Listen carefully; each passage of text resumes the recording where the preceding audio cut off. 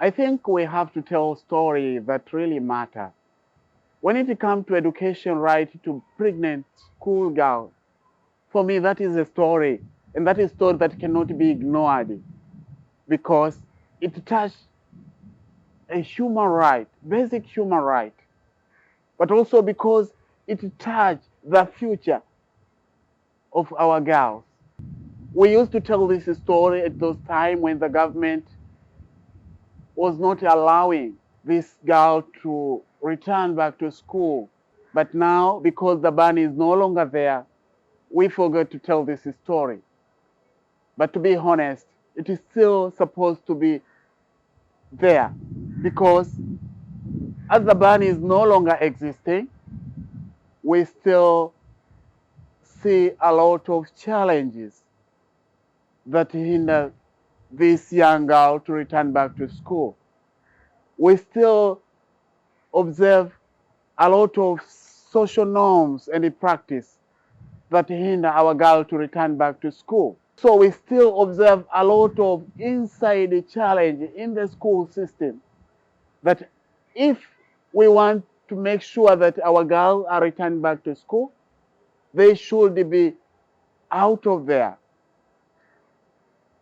I remember the first time when I was thinking about making this production, it was like, oh my God, it's not a story anymore because it's not a big issue now.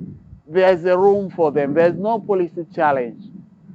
But along the way, on my production, I realized that this is a really story. And this is really story because it's still a challenge. And the challenges are there. Worse enough is that the problem are still inside our society. The problem are there in the parent where these girls are living. That's why I was really impressed to make this production. So my work started with background of the issue, like how it was an issue. And now 6 months passed, but still education to pregnant schoolgirl is still an issue. But now 6 months passed, but it still is a big issue.